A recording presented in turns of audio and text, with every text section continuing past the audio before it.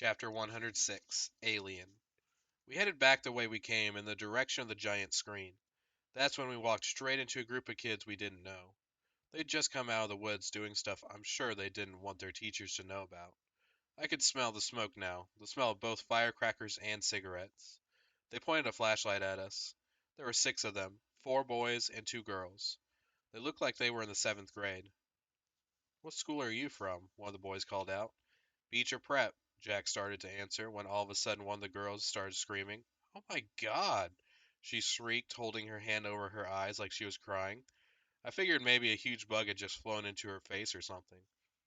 "No way!" one of the boys cried out, and he started flicking his hand in the air like he'd just touched something hot. And then he covered his mouth. "No freaking way, man! No freaking way!"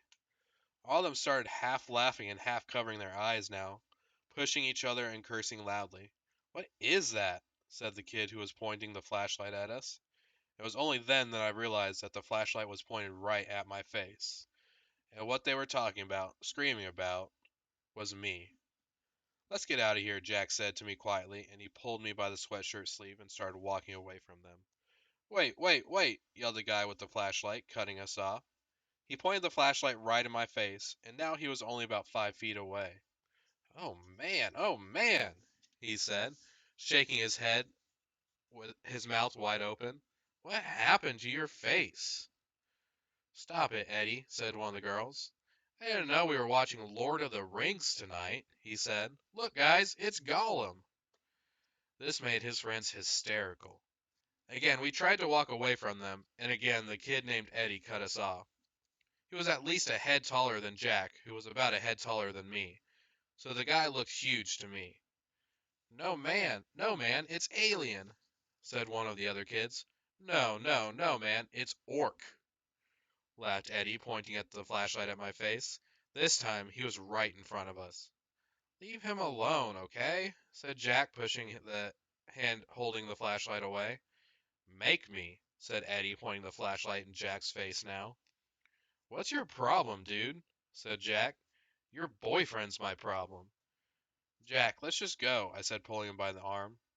"Oh man, it talks!" screamed Eddie, shining the flashlight in my face again.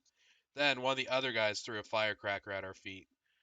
Jack tried to push past Eddie, but Eddie shoved his hands into Jack's shoulders and pushed him hard, which made Jack fall backward. "Eddie!" screamed one of the girls. "Look," I said, stepping in front of Jack and holding my hands up in the air in traffic cop. "We're a lot smaller than you guys." "Are you talking to me, Freddy Krueger? I don't think you want to mess with me, you ugly freak," said Eddie, and this was the point where I knew I should run away as fast as I could. But Jack was still on the ground, and I wasn't about to leave him. "Yo, dude," said a new voice behind us. "What's up, man?" Eddie spun around and pointed his flashlight towards the voice. For a second, I couldn't believe who it was. "Leave them alone, dude," said Amos, with Miles and Henry right behind him. "Says who?" said one of the guys with Eddie. "Just leave them alone, dude," Amos repeated calmly. "Are you a freak too?" said Eddie.